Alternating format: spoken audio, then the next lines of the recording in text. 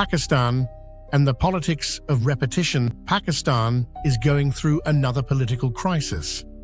A popular leader is in jail. Institutions are under pressure, and the country feels divided again.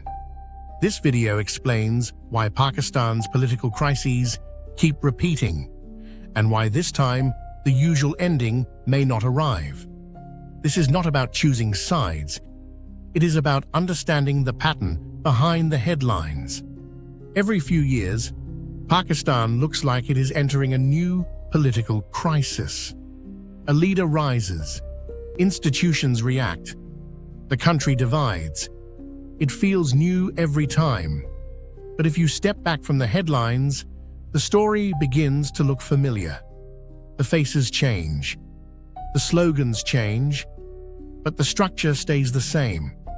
And once you recognize the structure, each crisis feels less sudden. Pakistan has seen this cycle before. Zulfikar Ali Bhutto faced trial and execution during a moment of political confrontation. Nawaz Sharif moved between power, disqualification, and exile. Asif Ali Zardari faced repeated legal and political pressure. And today, Imran Khan sits at the center of another confrontation between political authority and institutional power. Different leaders, different moments, the same mechanics. What changes are the names. What stays the same is the process. In the past, these confrontations usually ended the same way. Pressure increased, negotiations followed, a deal appeared. The crisis ended. The system reset. The goal was rarely total destruction, because destruction creates martyrs. The goal was compliance, a controlled ending that allowed the system to continue. That ending made the crisis feel resolved, even when the underlying tensions remained. But this time, something changed. No deal appeared. The system works when pressure leads to compromise. When compromise disappears, pressure continues without resolution.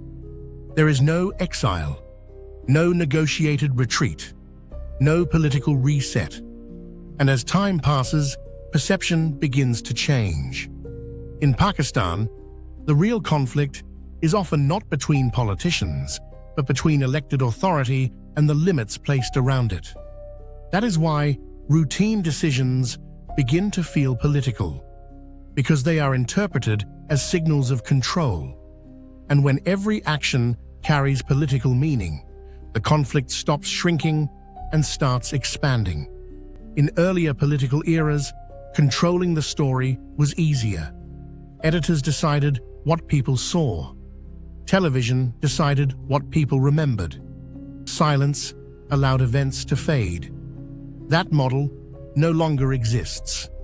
Now, events are recorded instantly, shared immediately, argued publicly, archived permanently. Institutions can still enforce decisions, but they cannot enforce forgetting. And once a story cannot be contained, it begins to evolve beyond those trying to control it. And when events cannot be forgotten, their meaning begins to change. Pressure becomes visible. Visibility creates interpretation.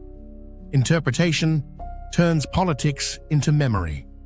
This is the moment when a political conflict begins to become a historical one. Long confrontations rarely remain political. Over time, they become symbolic. Attrition is meant to reduce influence. But history often shows the opposite. The longer a conflict continues without resolution, the larger the story becomes around it. What began as politics becomes part of national memory. And once something becomes memory, it becomes harder to control than a moment on the news. So what you are watching is not simply another political crisis. You are watching a familiar script being performed again. The same structure, the same instincts. New actors playing old roles. The difference now is simple. The ending has not arrived. A system built on repetition struggles when repetition stops working.